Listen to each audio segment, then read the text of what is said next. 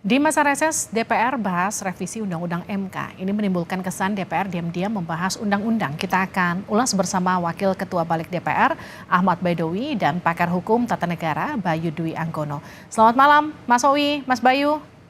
Selamat malam, Mbak Livi. Malam, Saya ke Mas Owi dulu Livi. ya. Mas Owi, ini Iya. DPR dianggap diam-diam bahas revisi Undang-Undang MK di saat reses. Gimana responnya? Ya, kalau konteksnya Undang-Undang MK itu kan domainnya Komisi 3 ya, bukan di Badan Legislasi.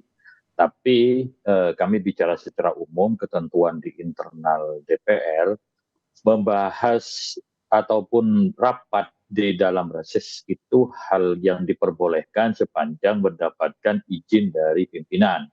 Baik. Kami cek ke fraksi, melalui fraksi ke komisi, itu ternyata memang ada izin dari pimpinan untuk menggelar di masa reses.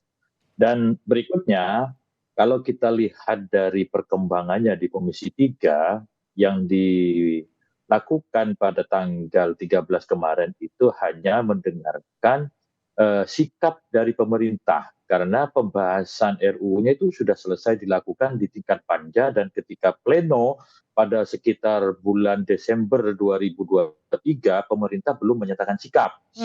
Nah, baru di tanggal 13 itu hanya mendengarkan sikap pemerintah setuju atau tidak. Ternyata pemerintah setuju terhadap rumusan yang dibikin atau yang disusun oleh panja RUU MK di Komisi 3. Baik. Tapi yang jadi pertanyaan kan Mas Owi, kenapa kemudian urgensinya harus dibahas di tengah reses?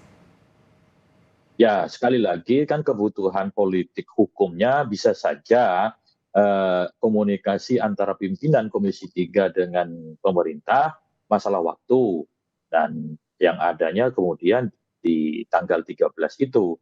Dan pada prinsipnya sih nggak ada yang dilanggar kalau mengikuti penjelasan dari internal Komisi 3 dan juga pimpinan DPR, memang ada izin bagi Komisi 3 untuk menggelar rapat di masa reses.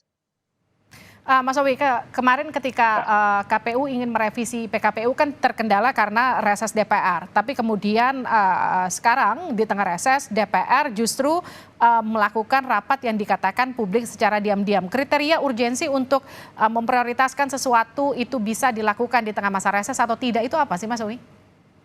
Itu kan semua situasional kondisi politik. Ketika dulu Komisi 2, saya nggak tahu persis ya alasannya, tapi kira-kira menduga waktu mau merevisi PKPU itu kan kalau tidak salah sebelum pemilu, ketika anggota DPR lagi fokus persiapan menghadapi pemilu 2024 yang lalu. Namun sekali lagi kasuistik di masing-masing komisi itu berbeda-beda, dan kalau kami pengalaman di Badan Legislasi itu, selama mendapatkan izin dari pimpinan dan urgen, ya kita tidak ada masalah rapat di masa reses. Nah, di komisi-komisi yang lain, kami tidak tahu situasinya seperti apa. Pastinya mereka berkomunikasi langsung dengan pimpinannya masing-masing, artinya pimpinan yang membawahi AKD itu tersendiri.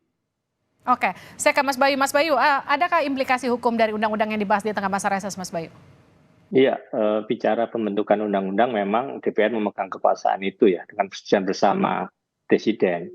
Namun kekuasaan kewenangan itu bukannya tanpa batas. Dia dilaksanakan dengan sejumlah persyaratan-persyaratan yang kita sebut ada dua, yaitu persyaratan pembentukan secara formil dan persyaratan pembentukan secara material atau substansi.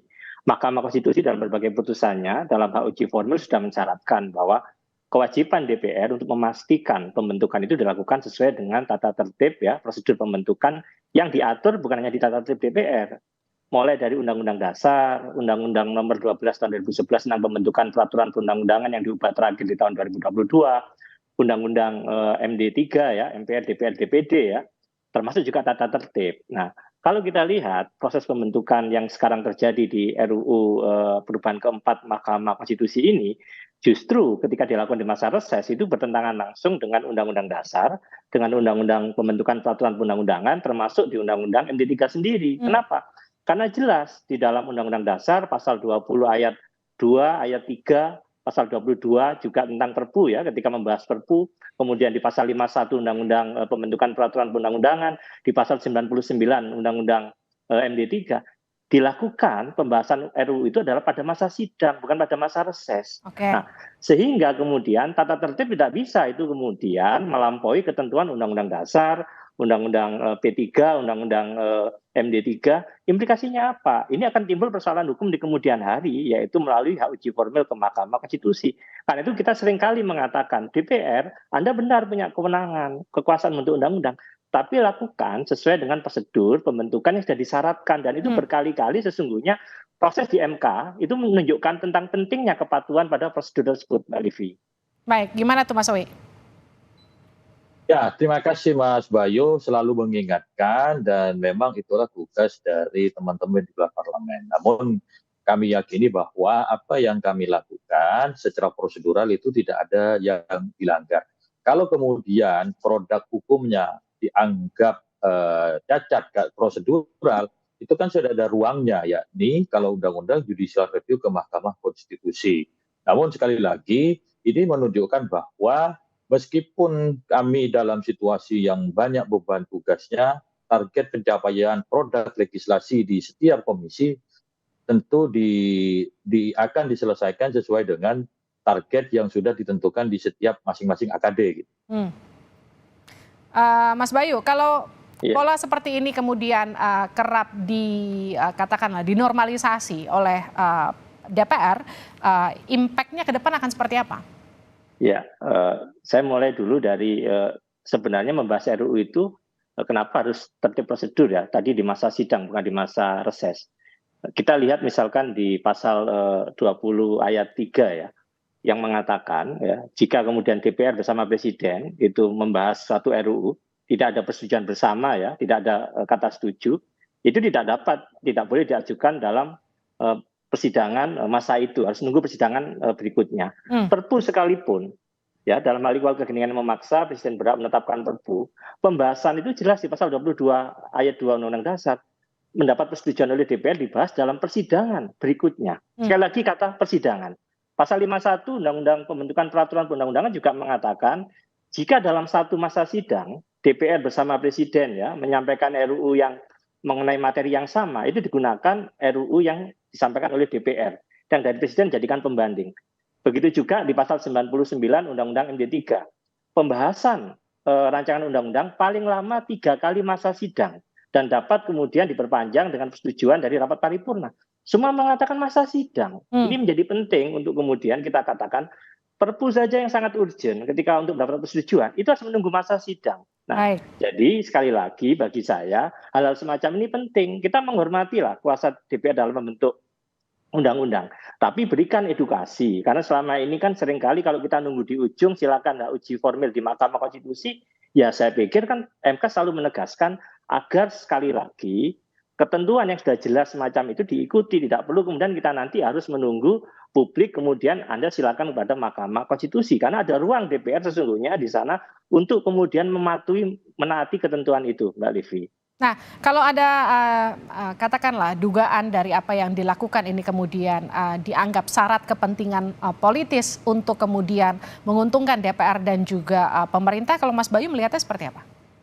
Iya, kan selain ini dilakukan di masa reses ya, yang kedua memang pembahasan tingkat pertama persetujuan kemarin itu kan dilakukan secara tertutup ya, artinya ini sangat anomali sekali kalau bicara sidang-sidang DPR itu kan pada dasarnya terbuka semua kecuali rapat tertentu yang dinyatakan tertutup. Nah, hal semacam ini kan tentu akan muncul dugaan-dugaan yang tentu itu tidak baik bagi kemudian suatu legislasi yang dihasilkan oleh DPR.